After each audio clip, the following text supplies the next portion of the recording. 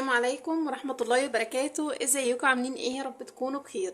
طبعا الحمد لله القبض نزل، والنهارده بقى هنقسم ميزانية الشهر 4000 جنيه، وان شاء الله بإذن الله هنقسم تقسيمة المدارس كمان. يعني المبلغ اللي معانا هيكون شامل المدارس. هتشوفوا بقى الطريقة المظبوطة لتقسيم الميزانية، وهقولك ازاي تطلعي كل البنود ويبقى معاكي دايما طول الشهر فلوس، وهقولك ازاي كمان تملي بيتك وطول الشهر تاكلي ان شاء الله لحوم.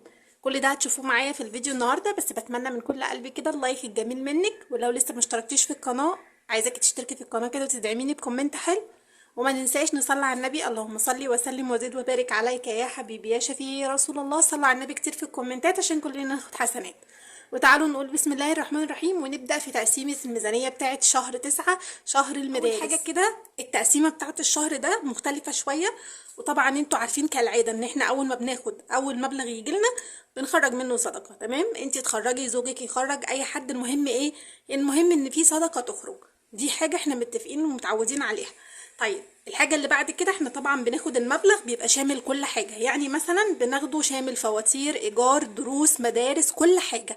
وطبعا احنا خلاص الولاد يعني بما انهم بدأوا الرحلة الدراسية بتاعتهم بالنجاح يا رب، فبتبقي عارفة انتي ولادك هياخدوا دروس في الشهر بكام. يعني اكيد طبعا عارفة ولادك دروسهم في الشهر بكام.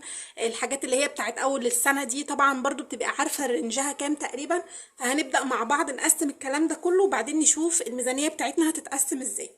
اول حاجه كده نفترض ان انت بتدفعي ايجار او مثلا جمعيات او اقساط او اي حاجه. بتبداي ان انت اول حاجه كده تقولي بسم الله وتخرجي عندك الالتزامات الكبيره اللي المفروض تخرج، زي مثلا الفواتير بقى، ميه، نور، غاز، الكلام ده كله. وطبعا الكلام ده كله احنا قايلين عليه في فيديو خاص بالميزانيه. طيب نفترض مثلا هطلع دلوقتي الحاجات اللي انا المفروض اطلعها كل شهر، يعني الديون اللي المفروض بتكون عليا، وبعد كده هنشوف المبلغ المتبقي. تمام، انا كده خرجت المبلغ الاولاني اللي هو المفروض ادفعه كل شهر، يعني مثلا ايجار، ميه، نور، غاز، كل الفواتير اللي عليا، لو عليا اقساط والكلام ده كله خلاص انا خرجته، اللي هو نسبة ال50% اللي احنا متفقين عليهم. اصبح ان انا باقي معايا مبلغ، المبلغ ده لسه هتدخر منه ولسه هاخد منه مصروف البيت. طيب ده بالنسبة لي عشان انا يعني ما معيش ولاد. انتي بالنسبة لك معاكي اولاد، هتبدأي ان انتي مثلا نفترض ان انتي بتدفعي لهم دروس في الشهر 1000 جنيه مثلا.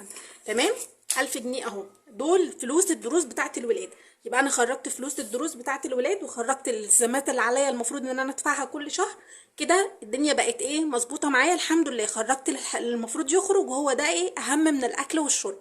خلاص، نيجي بقى للمهم، وهو اللهم صل على سيدنا محمد. ناس كتير برضو هيبقى في طبعا اللي هي بقى الكتب والكشاكيل والكلام ده كله. برضو نفترض ان انتي مثلا هتحط لهم 1000 جنيه كمان. ادي 1000 جنيه كمان يا ستي اهو.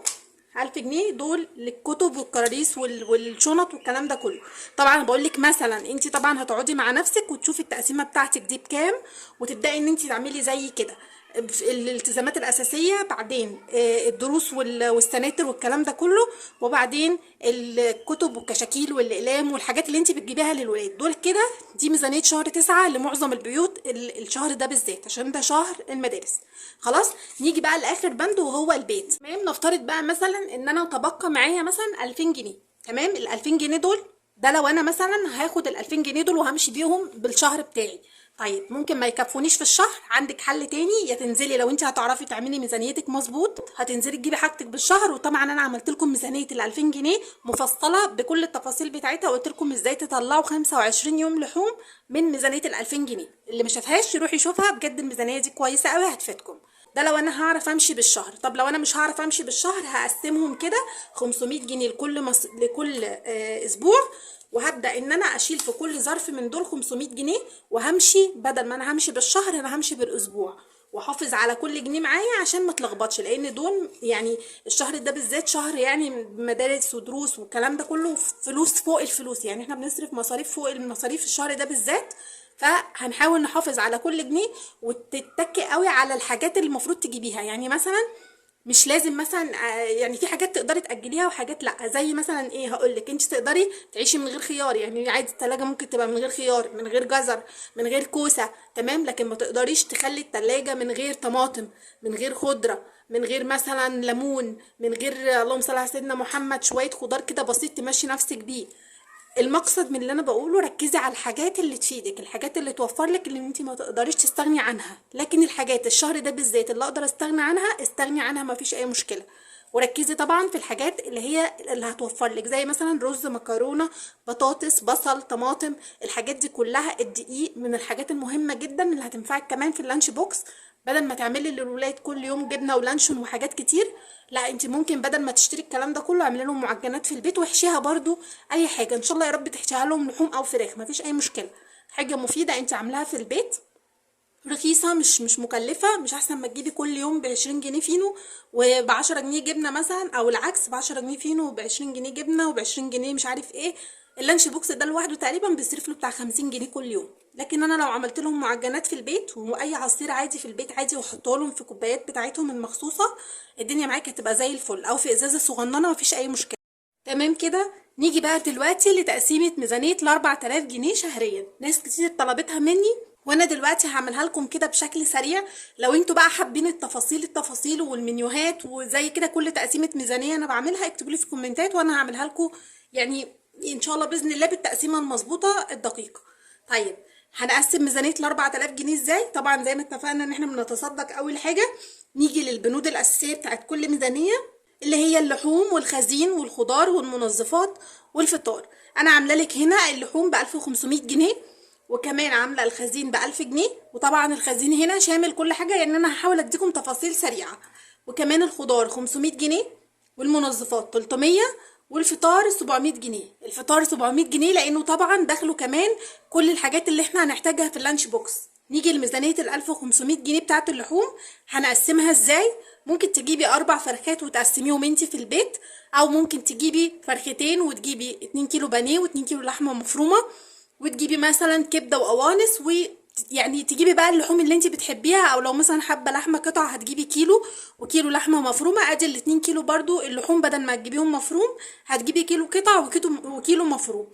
اما الفراخ ممكن تجيبيها انتي تقسميها في البيت، وده الافضل ليكي. لو انتي حابه مثلا تاكلي كل يوم لحوم، هتقدري مثلا من 4 فرخات او 5 فرخات، حرفيا هتطلعي وجبات كتير جدا. وده انا كنت عملته لكم بالتفصيل في الميزانيات اللي فاتت. لو انتوا حابين الميزانيه دي بالتفصيل اكتبوا لي في الكومنتات وانا هعملها لكم. ولو انتوا معايا لحد هنا بشكركم جدا، وبتمنى منكم اللايك والاشتراك في القناه لو لسه ما اشتركتيش. تمام. وطبعا هنجيب برضو كيلو لحمه مفرومه. كيلو اللحمه المفرومه هنضاعف كميته بفول الصويا او برغل لو حابه، او ممكن تستغني عن ده وده وتحطي بصل وتزودي بقى الكميه زي ما انت عايزه، وتعملي كل اللي نفسك فيه. تمام. نيجي للخزين 1000 جنيه. ده منه طبعا علبة سمنة كبيرة هتبقى في حدود ال140 جنيه أو 135 جنيه، وأربع ازايز زيت. طبعا ازازة الزيت دلوقتي في ب50 جنيه، موجودة في كل الأسواق، تقدري تنزلي وموجودة، وإن شاء الله بإذن الله هتشوفوها معايا في مشتريات الشهر بإذن الرحمن.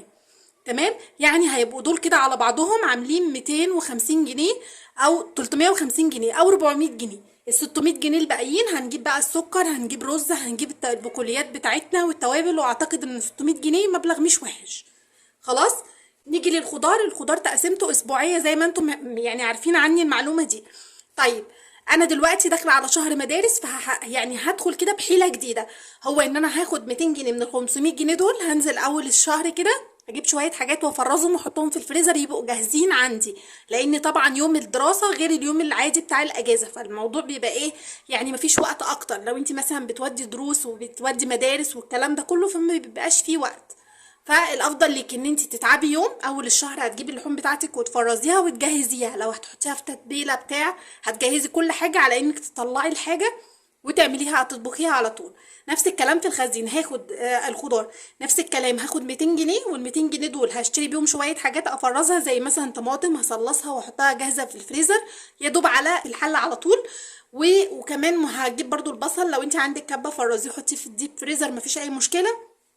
الخضار كله اللي انت بتحتاجيه هجيب في حدود ال200 جنيه، انزل اخر النهار كده اشتري شويه حاجات يمشوني. وال300 جنيه الباقيين هقسمهم 75 جنيه كل اسبوع، اجيب بقى ايه البصل والبطاطس والحاجات الضروريه اللي انا بحتاجها. تمام. نيجي للمنظفات 300 جنيه. ال 300 جنيه دول يجيبوا لك سايب او يجيبوا لك عادي بتاع الشركات، وانتي وراحتك طبعا على حسب احتياجاتك هتجيبي.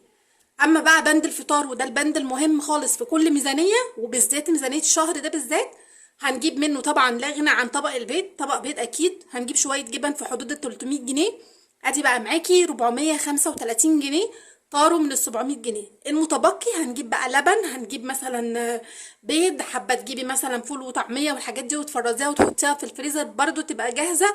او شوفي بقى انت ولادك بيحبوا ايه. اظن 700 جنيه للفطار بس ده مبلغ كبير جدا على فكره. يعني ممكن كمان تجيبي بقى طبقين بيض كمان، وتجيبي مثلا بتاع 5 كيلو لبن حطيهم في الفريزر للولاد.